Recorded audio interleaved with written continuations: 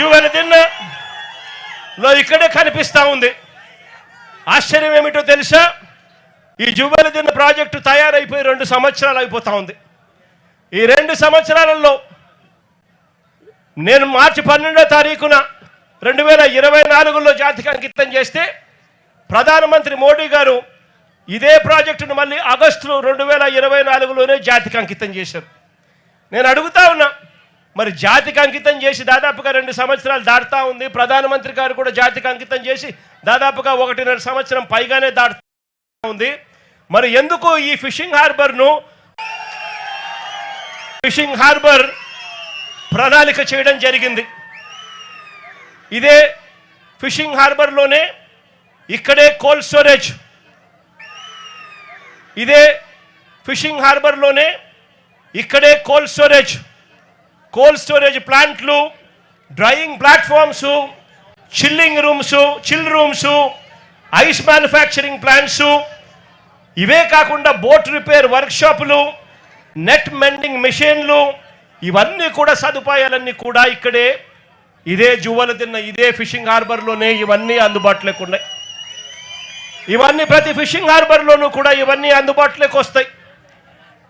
ఇక్కడ దాదాపుగా 41,000 టన్నుల మత్స్య సంపద. ఈ ఫిషర్మెన్లందరూ కూడా, ఈ మత్స్యకారులందరూ కూడా సంపద తీసుకొస్తే ఆ సంపదను ఇవన్నీ కూడా ఉపయోగపడే విధంగా ఉంటాయి.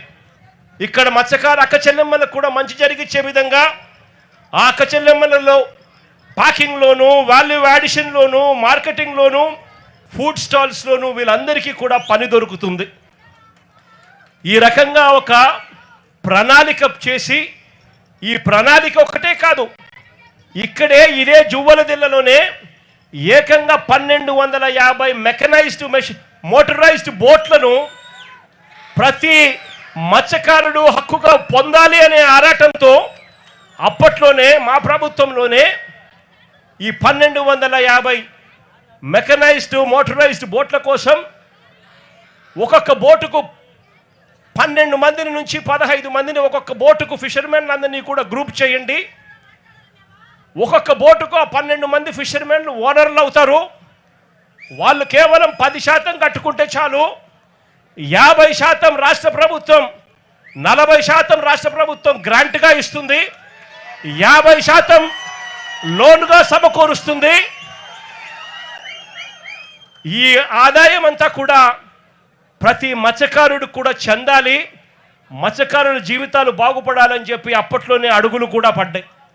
నేను అడుగుతా ఉన్న చంద్రబాబు నాయుడు గారు, ఇదే వైఎస్ఆర్సీపీ ప్రభుత్వం కన్నా వచ్చి ఉండింటే ఈ 1250 బోట్లు కూడా ఈ జువ్వలదిన్నలో ఈ మత్స్యకారులందరికీ కూడా ఈ పాటికి అందుండేటివి.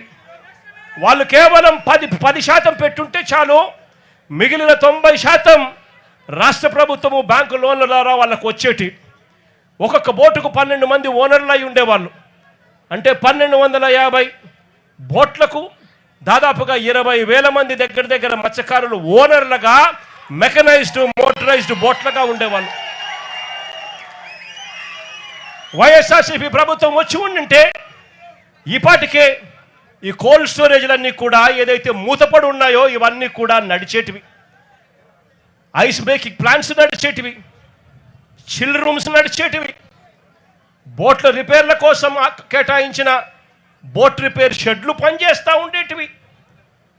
నెట్ల కోసం అని చెప్పి నెట్ బెండింగ్ మిషన్లు ఏదైతే ఉన్నాయో అవన్నీ కూడా ఆపరేషన్లో ఉండి ఈ ప్రాంతం అంతా కూడా మత్స్యకారులు చిక్కటి చిరునవ్వుల మధ్య, ఆనందం కేతనాల మధ్య ఈ ప్రాంతం అంతా సస్యశ్యామలంగా ఉండేది.